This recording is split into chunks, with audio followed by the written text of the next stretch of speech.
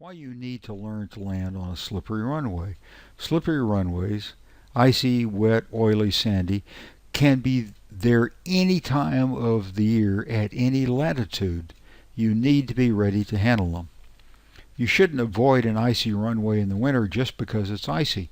You should know what to expect and how to deal with the conditions. Then you can make your decision. The same thing can be said about when you're approaching an old, oily asphalt runway just after a thunder shower.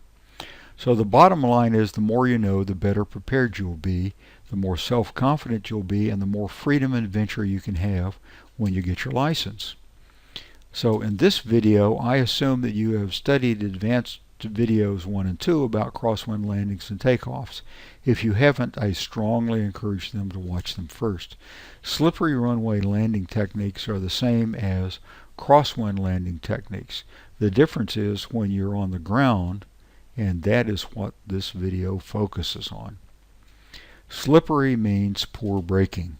Let's start with the easy case, very little crosswind component. That's where a strong wind coming down the runway is your friend.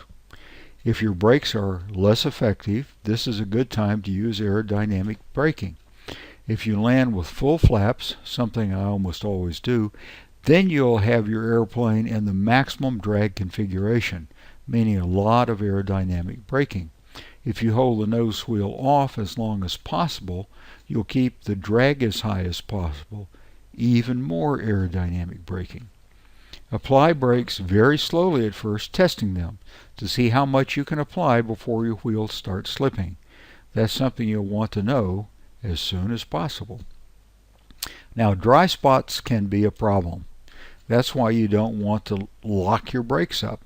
If you are sliding along merrily over a very slippery surface, for example, water on ice or oil, and you hit a spot that is not slippery with just one main wheel, you suddenly turn toward that grabbed wheel. That, by the way, happened to me one time and I almost got killed. So this is a good lesson. This means that you are no longer going straight down the runway. You are headed to the side. The moral of the story is simple. Don't lock up your wheels. Keep them turning. Crosswinds are an even bigger problem. One of the principles of crosswind landings is to get your wheels pointed in the same direction as your airplane is traveling. Then you can use your traction to keep moving straight. When you are on a slippery surface, you have less traction available, so the crosswind component is going to push you around more. Here's an important point that I did not make earlier. Cross-controlling pulls you sideways in the air, but not on the ground. This means that once you are on the grounds with the wing level, the only thing that the upwind aileron, good crosswind landing technique, does for you is to keep your wing down. It does not resist the crosswind. Crosswinds are an even bigger problem. I already said that. The only resistance that you have to being blown off the runway is your wheels. If you are braking, some of the wheels' available traction is already taken up, so there's less traction left to resist the crosswind. You have increased your likelihood of being blown to the side. If you see that your wheels are slipping so much that you are blown sideways first, quit braking. If that doesn't work, crab into the wind. I had to do this once in a Mooney Mark 20. This is when you really want to stay in the middle of the runway. You may think that you want to go near the upwind edge to give you plenty of safety margin. Who would blame you if you thought that? It seems reasonable, but if you hit a dry spot and you're crabbed into the wind, you could be off the runway before you can react. Calm days can be a problem too. I guess it goes without saying that you don't want to do a downwind landing on slippery surfaces. If it is slick enough, you could be blown right off the end of a 12,000-foot runway. Next worst, as far as field length is concerned, is a calm day. You'll be landing at the highest possible ground speed. Bottom line is you really want a long runway when the weatherman tells you the braking is poor. How long is very hard to say. I would say that if the airlines use it, it's probably long enough. Note that I said probably. Wet runways can have puddles. Standing water on the runway, with or without ice or oil below, can render your brakes impotent.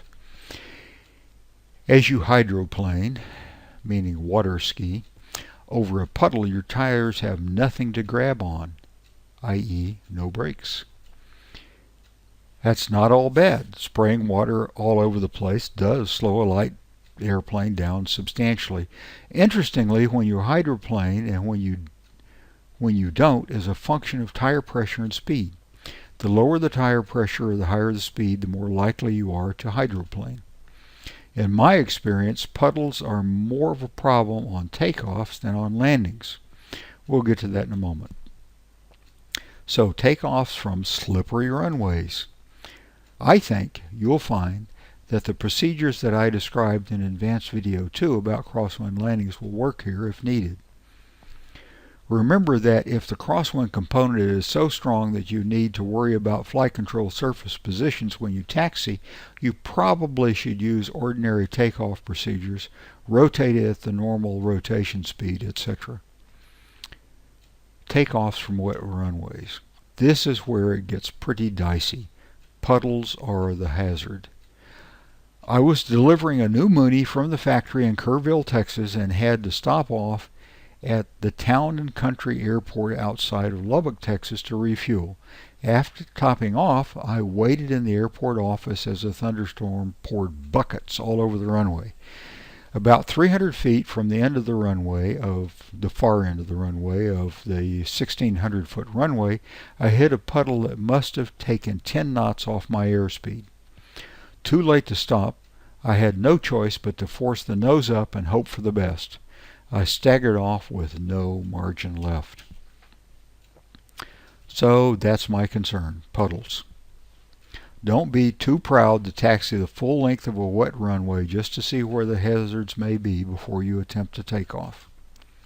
So you have learned to be especially careful about rollout when the braking is poor, to look out for dry spots and puddles, that poor braking requires more runway.